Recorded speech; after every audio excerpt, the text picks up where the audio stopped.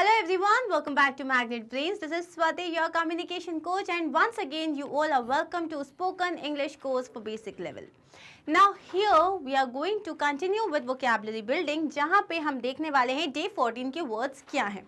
So day 14 में the first word that we have here is scarcity. Scarcity. It's scarcity. Scarcity. R का sound तो आता ही नहीं है. Scarcity. ओके स्कार्सिटी का मतलब होता है किसी भी चीज़ की कमी, किसी भी चीज़ की कमी, insufficiency of supply for needs और ऑर्डिनरी डिमांड्स, किसी भी चीज़ की कमी जैसे हो जाती है. जैसे कि गर्मियों में पानी की कमी हो जाती है, there is a scarcity of water. जैसे कि बारिश में सूखी लकड़ियों की कमी हो जाती है, there is a scarcity of dry wood, है ना. तो इस तरीके से स्कार्सिटी का जैसे किसी के अंदर जो है कभी कभी इंसानियत की भी कमी हो जाती है. सो here the meaning you have understood. Let's see the examples. There is a lot of water scarcity in my locality. मेरी जहाँ मैं रहता हूँ, मेरी जो locality है वहाँ पे पानी की बहुत ज़्यादा कमी है. The scarcity of resources made it challenging to complete the project on time. हमें उस प्रोजेक्ट को टाइम पे ख़त्म तो करना था, लेकिन हमारे पास रिसोर्सेज ही नहीं थे, ना हमारे पास लोग थे, ना हमारे पास रॉ मटेरियल था. तो इन सब की कमी की वजह से, इन सब की स्कार्सिटी की वजह से प्रोजेक्ट को टाइम पे ख़त्म करना बहुत मुश्किल हो गया था. The next one here is adverse. Adverse का मतलब होता है, अब देखो यहाँ पे एडवर्स का मतलब होता है कि कोई भी विपरीत सिचुएशन, हानिकर जो लिखा हुआ है इसमें. जैसे कि अगर मैंने बोला कि मैं ना खुश तो रहना चाहती हूँ, लेकिन ज़िंदगी में इतना स्यापा चल रहा है ना कि मैं क्या बताऊँ. ये जो स्यापा होता है ना, इसको बोलते हैं एडवर्स सिचुएशन. एक्टिंग अगेंस्ट और इन अ कॉन्ट्रेरी डायरेक्शन, जो कि मैं खुश रहना चाहती हूँ लेकिन एडवर्स सिचुएशन है जो मुझे खुश रहने नहीं देना चाह रही है. या फिर अगर मैं चाह रही थी कि यार नहीं, मैं सब कुछ प्लान हो जाए ना तो मैं वेकेशन पे चले जाऊँ, लेकिन एडवर्स सिचुएशन हो गई कि छुट्टी नहीं मिल रही है. Understood. So the drug has so far had no adverse effect on patients. तो अभी आप ना एक नई दवाई बना रहे हो, जैसे कि कोरोना का जब दवाई बन रहा था तो उसमें क्या हुआ भाई, ऐसा देखा गया कि अभी तक इसका किसी भी पेशेंट पे उल्टा असर नहीं पड़ा है. उल्टा असर नहीं पड़ा है मतलब एडवर्स इफेक्ट नहीं आया है. Example, another example is taking shortcuts in the experiment had adverse effects on the results. आप एक एक्सपेरिमेंट कर रहे हो, उसमें आपने बोला यार शॉर्टकट ले लेते हैं, तो उसका क्या हुआ, रिजल्ट पे उल्टा इफेक्ट दिखा. सिमिलरली जैसे आप मैथ्स की प्रॉब्लम्स कर रहे हो तो हमेशा आपके टीचर क्या बोलते हैं, हर एक स्टेप लिखो, स्टेप मिस मत करो. अगर स्टेप मिस करोगे तो उस पर एडवर्स इफेक्ट्स आएंगे. अगर आपकी तबीयत बहुत ख़राब है, उसके बाद भी आपने ठंडा खा लिया या आप बारिश में घूम रहे हो, तो उससे आपकी हेल्थ पे एडवर्स इफेक्ट्स आएंगे. Are we clear with this much? चलिए, what's our next word? Third word is backfire. Backfire. ज़ नहीं आएगा. Backfire. Say it again. Backfire. Backfire का मतलब होता है कोई चीज़ जो उल्टी पड़ गई. जवाबी हमला. इसका मतलब जैसे कि मैंने तुम्हें बोला नहीं, this is not how you are supposed to talk, और सामने वाले ने बैकफायर किया. इसका मतलब क्या हुआ, सामने वाले ने आपको उल्टा जवाब दिया. To bring a result opposite to that which was planned or expected. अब बैकफायर का जो एक और जो मतलब होता है, बहुत ही कॉमन मतलब जो होता है कि यार, बैकफायर का मतलब होता है कि यार ये जो मैंने सोचा था वो तो मुझ पे ही उल्टा पड़ गया. मैंने सोचा था कि अगर मैं उससे ठीक से बात नहीं करूंगी तो उसको ज़रूर मेरी याद आएगी और वो फिर मुझसे बात करेगी. मैंने उससे बात नहीं करी तो उसने तो मुझसे बात करना ही छोड़ दिया, तो मेरे पे बैकफायर कर गया. ठीक है. टीचर को मैंने सोचा था अगर मैं बोलूँगी नहीं मेरी तबीयत ख़राब है तो मैं ना जो है होमवर्क नहीं करूँगी, लेकिन टीचर ने बोला एक काम करो, कोई बात नहीं, तबीयत ख़राब है ना तो रेस्ट रूम में रहो और अभी होमवर्क करके दे दो. ये तो मुझ पर बैकफायर हो गया. So that is backfire. मतलब एक ऑपोजिट ही रिजल्ट आपको मिल जाता है जो आपने ना प्लान किया था ना एक्सपेक्ट किया था. He had to be rescued from the water when the stunt backfired disastrously. अब आपको पता है मूवीज में कितने सारे स्टंट्स होते हैं ना. रोहित शेट्टी की कोई मूवी ले लो तो यहाँ पे गाड़ियाँ उड़ी रहती है ना. तो अब क्या हुआ, मान लो कि कोई स्टंट होने वाला था, लेकिन इंस्टेड ऑफ दिस की गाड़ी ऊपर गई तो गाड़ी स्ट्रेट गई और बाकी सारी गाड़ियों में भिड़ गई. तो हमने क्या बोला, अरे ये स्टंट तो बैकफायर कर गया.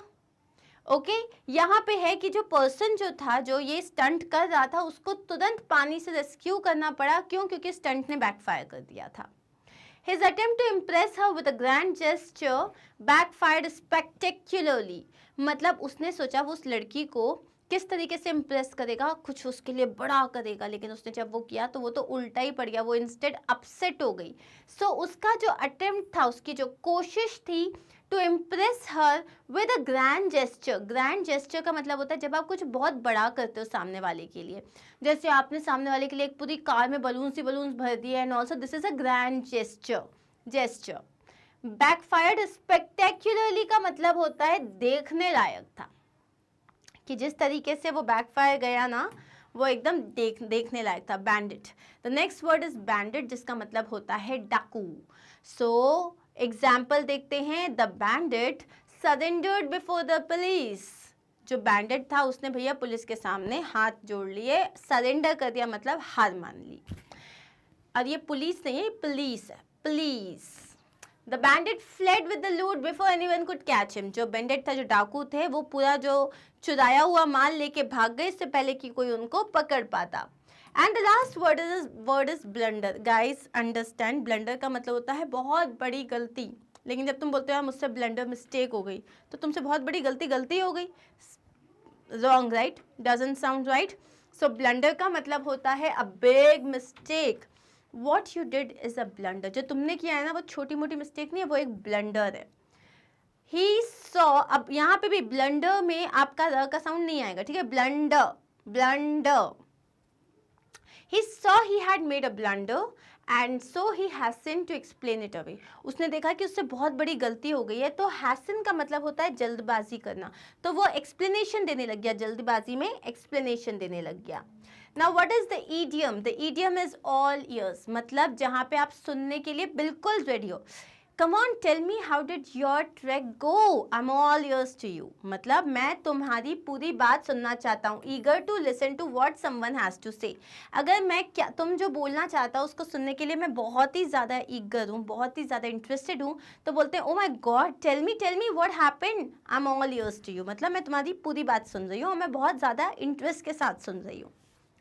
The class was all ears when Miss Ali mentioned a way to earn extra credit on the test.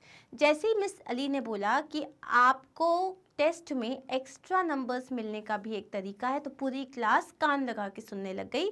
The class was all ears. Okay, and now we are going to check the proverb.